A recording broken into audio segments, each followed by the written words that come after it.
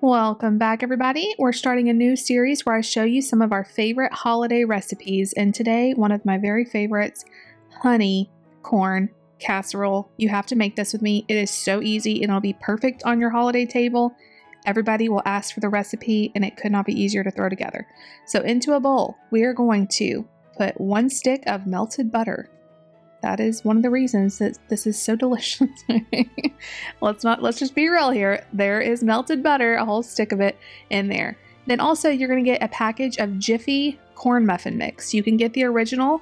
My store was out of the original, so I got the honey version. I felt like, hey, we're making a honey version of corn casserole, so why not some honey Jiffy mix? And I think I'm going to make it this way every single time because it was so good, but you could use original if you want. 2 beaten eggs. I just kind of beat them with a fork and then I threw them into the bowl. You're going to need a cup of sour cream, which is about half of this whole container. So I just kind of eyeball stuff. It does not have to be exact. And you're going to take and you're going to mix that really well together. I like to mix this before I add the corn.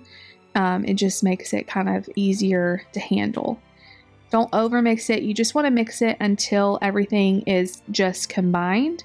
I will have the recipe linked, the one that I use, but this is also so easy. Almost don't even need a recipe. All right, now we're going to add the corn. So you're going to take 1 can of cream corn. You're going to throw the whole thing in there. And you're also going to need 1 can of whole corn, and I did drain the juice off of that. So drain the whole corn. And you're going to mix that in really well until it's just combined. Just like that. Now, normally that is where I stop before I found this version. But you want to do this, I promise you. You're going to take about a tablespoon of honey. And you're going to add that. I also just kind of eyeballed this. And my honey was being extremely hard to come out today. I think it's just kind of cold and it did not want to cooperate. So put as much as you want. I did about a tablespoon. I know it looks like I'm squeezing forever, but hardly any of it was coming out. You're going to mix that in really well. And then I also add a pinch of salt. You could do none, or you could do a lot more than I did. I just did a little sprinkle of salt. Stir that in. And then we're going to get our pan ready. That is literally it, you guys. We're going to get our pan ready for it to bake. So you're just going to get a 9x13. You could even do a double version of this and put it in a bigger pan. And if you're doing it for a crowd, I'd recommend that because I never have leftovers of this hardly. It's always one of the first things to go. But I'm just doing a single batch, so we're doing it in this 9x13 glass pan. You do want to spray the pan just to make sure nothing sticks. And then we're going to put every bit of it into that dish. Yummy. This is so good. All right, so once we get it all in there, it's going to bake at 350. I start checking it about 45 minutes into it, but I will say mine cooked it took it about an hour to get as done as I wanted it. But I would start checking it at 45 minutes just to be sure. You don't want to overcook this. You want it to be just set where it's not super jiggly, but it's not going to be completely firm either.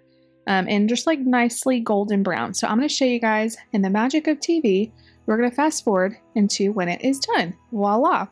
It is now done. And I'm going to show you guys what it looks like. Don't mind my pajamas in the background. I'm being cozy. All right. So then it's going to come out of the oven looking so delicious. And we're going to kick it up just one more notch because why not? And we're going to take some butter and we are going to rub it all over the top of this corn casserole. You know, it's a holiday. You don't have to do this, but it's a holiday. It makes it kind of shiny and it makes it even more tasty because butter is delicious. And so we're going to add that. And then we're going to take some honey. Also, I read that if you did hot honey, it's really good. I'm not sure if my family would like that, but I would love that. So I might have to get some hot honey just to put on my section. But this is just regular honey. I'm drizzling all over the top. And then just to make it look kind of pretty, I'm going to cut off a little pat of butter and we are going to put that in the middle. And how gorgeous is this going to look on your holiday table? Everybody's going to think that you are just the best for making this from scratch, basically. You did. Take credit for it. It is amazing. look at this. I'm going to show you guys me cutting into it. It is so creamy. It is so warm. It is just the best. I mean, you could serve this on a Tuesday and be happy, but it's really good on a holiday. So here's me tasting it. It was super duper hot, but I wanted to give you guys my honest reaction. This is my honest reaction.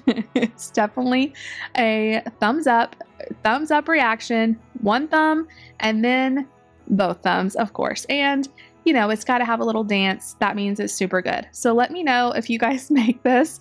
I'm sorry, I'm so nerdy. I love you all. If you want to see more holiday recipes, I'm going to be doing this every week on my channel throughout the holiday season. I love you all. I'll see you next time. Make sure you're subscribed, like the video, all the things. We'll see y'all tomorrow.